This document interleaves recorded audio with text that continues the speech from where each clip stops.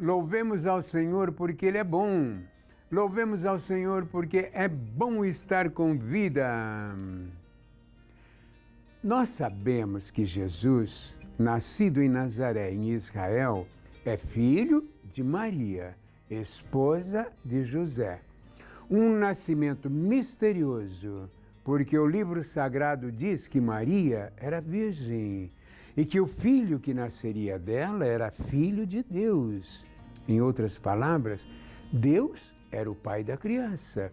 E José, que não tinha Maria como sua esposa oficialmente, nem a tinha possuído, passou a cuidar do menino como pai adotivo. Um acúmulo de pessoas santas, Deus o Pai, Maria a Virgem Mãe, José o pai adotivo, Jesus, que teve esse nome por indicação do anjo, que nós chamamos de Gabriel, e que anunciou a história mais misteriosa e maravilhosa que já existiu. Assim, nós cremos e professamos. Esses são os dados do mistério. E a criança nascida em Belém cresceu em Nazaré, uma cidadezinha humilde, até mesmo insignificante. E à medida em que crescia, nós não temos dados concretos, mas podemos fantasiar, dizendo que Jesus era excepcional. Um dado que nos impressiona, e está escrito no 2º capítulo do Evangelho de São Lucas, que narra aquele fato do adolescente Jesus, de 12 anos, que propositalmente se perde em Jerusalém e que depois se deixa encontrar pelos seus pais numa espécie de debate entre doutores sobre assuntos de religião. E ao verem o rapaz, eu fico imaginando, os pais devem ter ficado boquiabertos de espanto, porque o escritor no livro comenta que os doutores da lei estavam maravilhados com a sabedoria das respostas que ele dava. E ao encerrar o capítulo 2, João, o evangelista, escreveu que Jesus crescia em sabedoria, crescia em graça diante do Deus e dos homens. Aliás, crescia em sabedoria, tamanho e graça diante de Deus e dos homens. Só faltou ele dizer que a criança era divina. Mas não precisava, porque daquele momento em diante, o garoto foi se conscientizando, não só do poder que seu Pai divino lhe reservara, mas da sua missão na terra: salvar os simples e humildes, ensinando e perdoando, quando preciso, perdoando pecados. Estou me lembrando daquele caso bíblico escrito por São João, no capítulo 8 do seu Evangelho. O caso daquela mulher adúltera que tinha sido pega em flagrante de adultério, o que era rigorosamente proibido para os judeus. Pecado gravíssimo. Levam a mulher e a jogam aos pés de Jesus, que estava sentado na rua, ensinando o povo. Espavoridos e mentirosos, como sempre, os fariseus ficaram de pé, esperando Jesus condenar a pecadora, para eles poderem apedrejá-la conforme mandava a lei. E Jesus, que não gosta de fariseus, olhou para o chão e falou: quem não tiver pecado, atire a primeira pedra. Repito, quem não tiver pecado, atire a primeira pedra. Em silêncio, começou a escrever no chão com o dedo.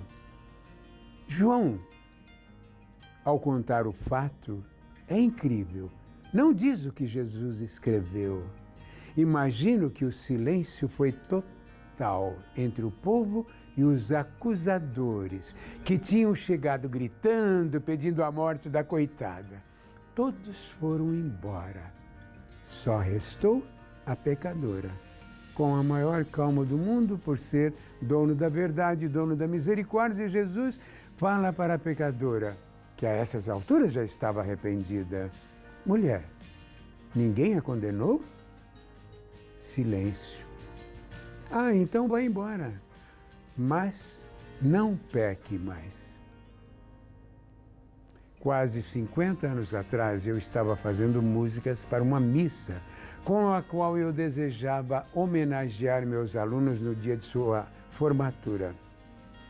No momento de escrever o rito de penitência, veio-me à lembrança essa passagem bíblica do Evangelho. Eu estava tentando encontrar um tema novo melódico e pensando no ritmo, que seria de acordo com o tema. O tema era de pecado, de perdão, de misericórdia. Mas eu não estava triste. Se Jesus estava perdoando a pecadora pública, qual não deveria ter sido a alegria dela, daquela mulher que deve ter saído correndo e pulando de gosto por ter sido perdoada? E aí, então, pensei num ritmo quente, talvez um ritmo de samba. É preciso dizer que, por aqueles anos, estava no auge o entusiasmo pelo Concílio Vaticano II, principalmente entre os compositores católicos, porque estavam sendo estimulados a criarem músicas com gosto e ritmos dos seus países. E lá vou eu fazendo samba para a pecadora, para pedir perdão a Deus pelos pecados dela. Em primeiro lugar, é claro, pediu perdão do pecado dela, mas depois dos nossos pecados. E parece que deu certo, porque os meus alunos passaram a cantar muito essa música. E muitos anos depois cheguei a gravar em CD. A missa recebeu o nome de Pastor do Tempo e o canto penitencial começou a se chamar Ela entre a Multidão. E como curiosidade engraçada, eu me lembro que não fui eu que cantei naquele dia essa música. Naquele dia eu não pude cantar porque eu era o paraninfo da turma e eu preferi ficar ao lado do celebrante, que era o padre Carlos da Silva.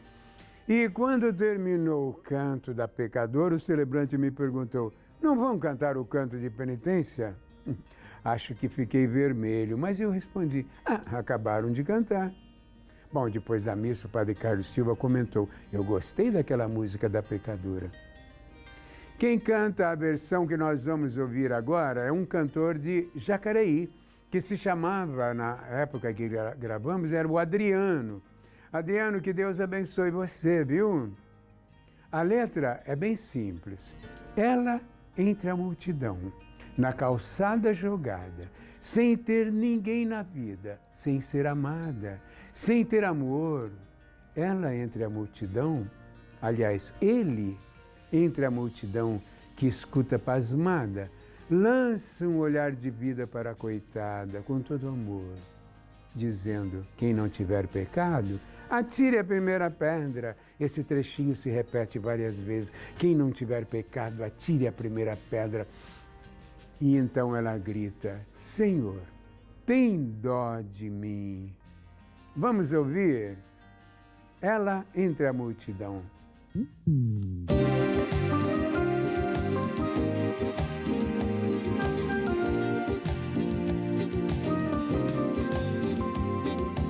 Ela entre a multidão, na calçada jogada, sem ter ninguém na vida, sem ser amada, sem ter amor. Ele entre a multidão que escuta pasmada, lança um olhar de vida para a coitada com todo amor.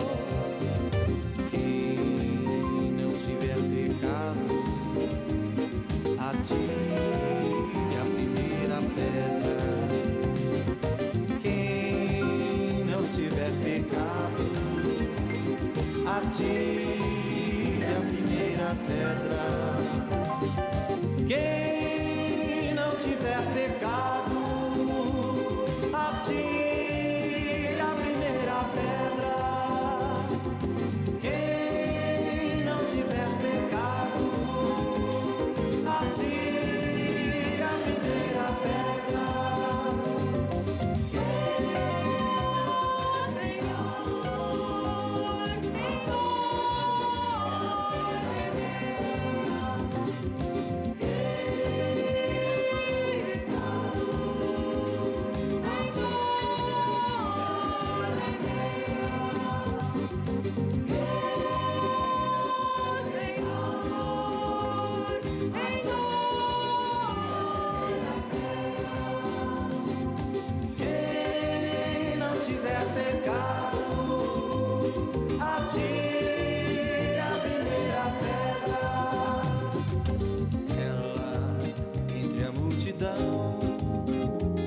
na calçada, jogada, sem ter ninguém na vida, sem ser amada, sem ter amor.